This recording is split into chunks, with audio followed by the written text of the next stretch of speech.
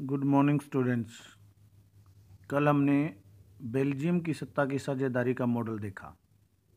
आज हम श्रीलंका की सत्ता की साझेदारी और वहाँ की जातीय बनावट को समझेंगे। स्वतंत्र हुआ था श्रीलंका 1948 में। वहाँ पर दो प्रमुख भाषाएं हैं, सिंहली और तमिल। सिंहली जो हैं वो 74% हैं, यानी बहुमत में हैं। उनका धर्म बौद्ध धर्म है। तमिल जो हैं वो 18% हैं। उनमें भी दो तरह के तमिल हैं, एक श्रीलंकाई मूल के तमिल और एक भारतीय मूल के तमिल, जो 13% हैं। इनमें हिंदू और मुसलमान दो धर्म हैं। भारतीय मूल के तमिल जो हैं, अंग्रेज़ों के समय में भारत से मजदूर जैसे वेस्ट इंडीज़ में, फिजी में और अनेक देशों में गए। इसी प्रकार वहाँ बागों में काम करने के लिए अंग्रेज़ भारत से मजदूर लेकर गए थे, वो वहीं बस गए, तो ये उनके वंशज हैं। 7% ईसाई हैं जो सिंहली और तमिल दोनों ही भाषाएं बोलते हैं। ये वहाँ की जातीय बनावट है। अब समस्या कहाँ से हुई? 1956 में सरकार ने एक नए कुछ कानून बनाए, संशोधन किया, जिसमें सिंहली को राजभाषा घोषित कर दिया। यानी सिंहली को राजभाषा घोषित करने से तमिलों में नाराज़गी हो गई।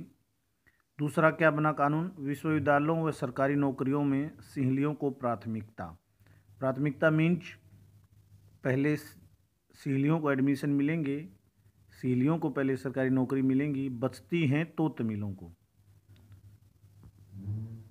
तीसरा, बौद्ध धर्म को एक प्रकार से देश का धर्म घोषित कर दिया गया, क्योंकि सरकार उसको संरक्षण देने लगी, प्राथमिकता में आ गया।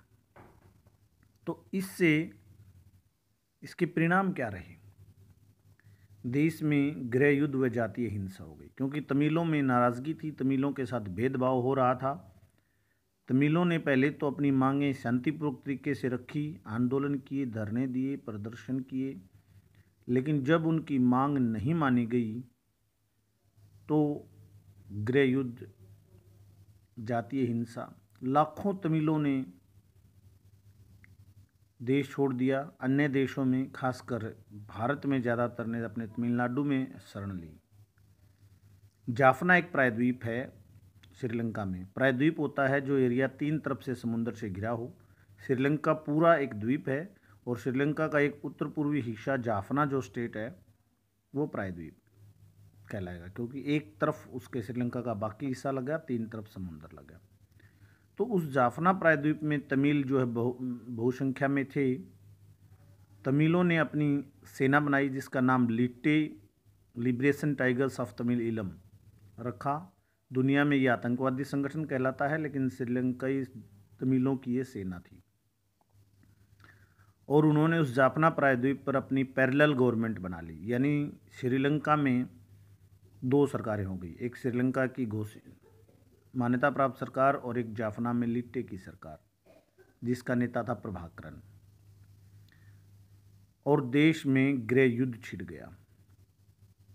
आपने 9th में इकोनॉमिक्स में पढ़ा था, आपको ध्यान हो तो, कि हमारे जो पड़ोसी देश थे, विकास की जो दर में वो श्रीलंका हमारे पड़ोसी देशों में सबसे आगे है, भारत से भी आगे है, लेकिन वो देश गृह युद्ध में फंस गया और उसको अनेक समस्याओं का सामना करना पड़ा। हालांकि तमिलों को अधिकार वहाँ अभी तक भी नहीं मिले हैं।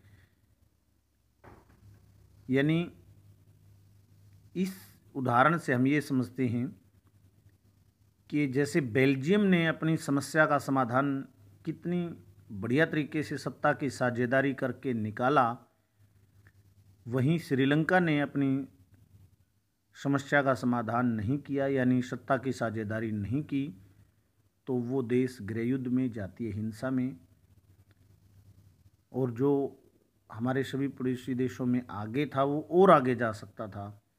तो यहाँ पर हमें सत्ता की साझेदारी का महत्व भी पता चलता है।